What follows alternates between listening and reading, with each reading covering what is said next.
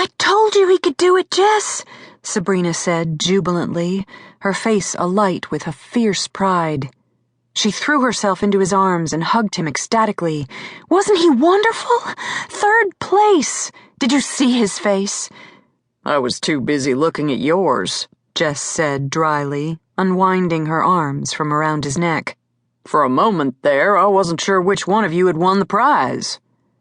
Despite his joking words, there was a suspicious moisture in Jess's eyes as his gaze tried to search out David's figure in the pens at the far end of the huge arena. "Oh, it was his prize," she said softly, her emerald eyes glowing like stars. "It was his victory all the way." She sat down on the padded seat in the box and sighed contentedly. 3rd place.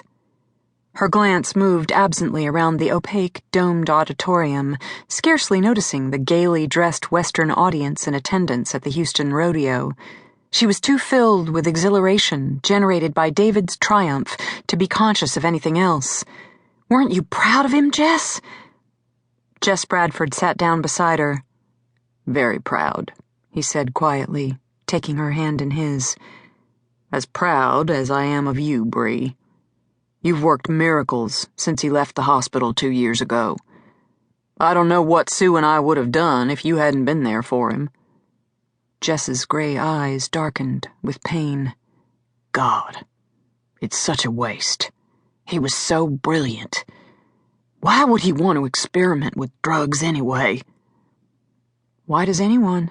Sabrina asked soberly. "Curiosity, perhaps.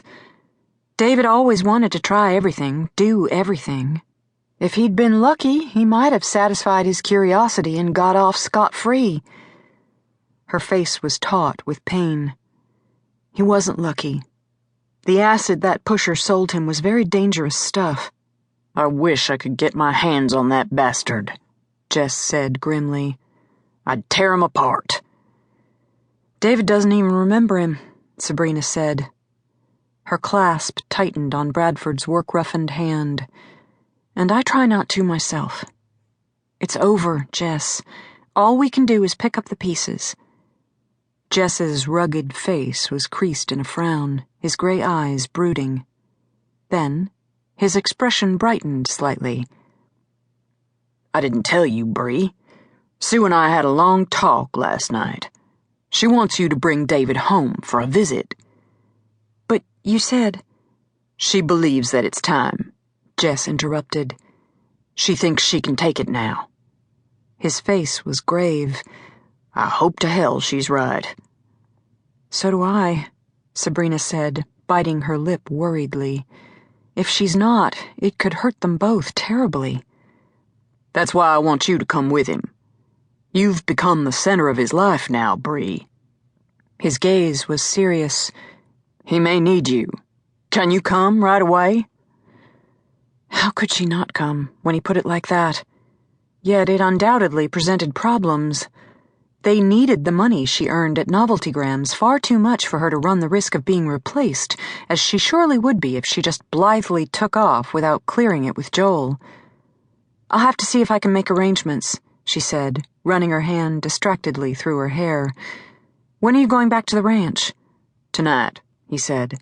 "I don't want to leave Sue alone too long." He leaned forward and kissed Sabrina gently on the forehead. "Don't worry about it, honey. If you can't work things out, we'll just have to postpone it." "I'll call you Monday and let you know," Sabrina promised. She looked up and leaned forward eagerly as a blare of trumpets announced the starting of the grand parade. The finale was a colorful parade of all the rodeo participants, led by the country western superstar who was this year's lead attraction. She applauded enthusiastically at the stirring spectacle, her eyes searching the column of riders. "Do you see David?"